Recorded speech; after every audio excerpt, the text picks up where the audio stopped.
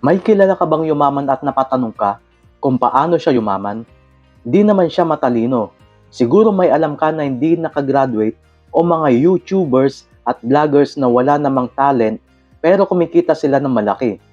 Sa mga napansin ko, kaya inis sa mga taong ito dahil iniisip nila na hindi naman matalino at walang skills, pero mas matagumpay sa kanila ito. Ang totoo, sa panahon ngayon, ang pagdami ng pera ay hindi naman sa madami kang bagay na alam o matalino. Hindi naman porke magaling ka sa school o magaling ka mag-solve ng problem, ay kikita ka na ng malaki tulad ng iba. Yan kasi ang palaging sinasabi sa school, ang maging matalino sa school ay kikita ng pera. Hindi tulad ng hindi nakapagtapos ng pag-aaral. Siguro malamang kung nakapagtapos ka ng college at nakapagtrabaho sa magandang company, ay syempre kikita ka ng pera. Hindi mo ba nahalata na yung sinabi sa atin na hindi naman nagtatrabaho pero kumikita ng malaki? At ito ang dahilan. May alam sila na hindi alam ng karamihan ng tao. Meron silang tinatawag na high income skills. Ito yung mga talent at skills na kahit sino, kahit gaano pa katalino sa school, kung wala ka ng bagay na ito, hindi ka kikita ng malaki. Dahil kung hindi ka marunong kumita ng pera, gamit ang nalalaman mo, ay kaalaman lang ito na galing sa utak mo. Sabi nga ni Tony Robbins, knowledge is not power. Knowledge is potential power kung hindi mo alam gamitin ito. Then, potential lang ito. Sinasabi natin na hindi naman masyadong matalino, pero naiintindihan nila kung paano makapag-attract ng maraming pera. Kung oobserbahan natin ay gumagamit sila ng isang simpleng formula. Una ay kumukuha sila ng attention gravity. Sa panahon ngayon, attention gravity ang bagong strategy. Yung attention ng tao ay napaka-importante.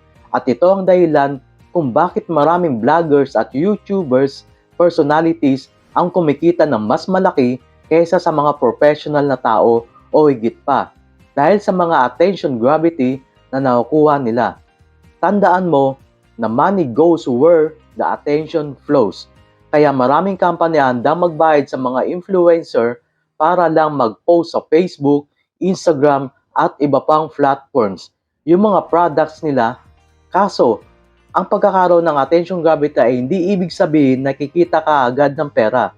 Maraming influencers na maraming followers pero hindi sila kumikita ng malaking pera kasi kulang sila ng isang bagay. Pangalawa, ang pangalawang skills ay ang pagpasok ng pera sa negosyo mo ay ang marketing skills at sales skills. At kung mamaster mo ang dalawang skills na ito, ay malaki ang potential na kikita ka ng malaking pera. Kahit anong product ang meron ka, basta tama ang market sa tamang tao, ay malaki ang chance na maraming bibili sa'yo. Ang marketing ay ang pag-introduce ng mga product sa potential customers mo. Samantala ang sales naman ay kung paano mo mahihikayat ang mga tao hanggang sa bumili at mabayaran ang products mo. Kaya pag-isipan mo kung kaya mong kumuha ng attention gravity ng mga tao. Ipagkalat sa mga tao kung ano ang product mo at i-close ang transaction. Sa palagi mo ba ay hindi ka kikita ng pera kung meron kang skills na ito? Sa tingin mo ba ay kailangan mo ba maging matalino sa schools para magkaroon ng magandang income? Sa palagay ko, alam nyo na ang sagot. Sabi nga ni Charles Bukowski, the problem with the world is that intelligent people are full of doubts, while the stupid ones are full of confidence. Ikaw, may alam ka bang yumaman pero hindi naman matalino? Ilagay sa comment section ang sagot and see you on my next video.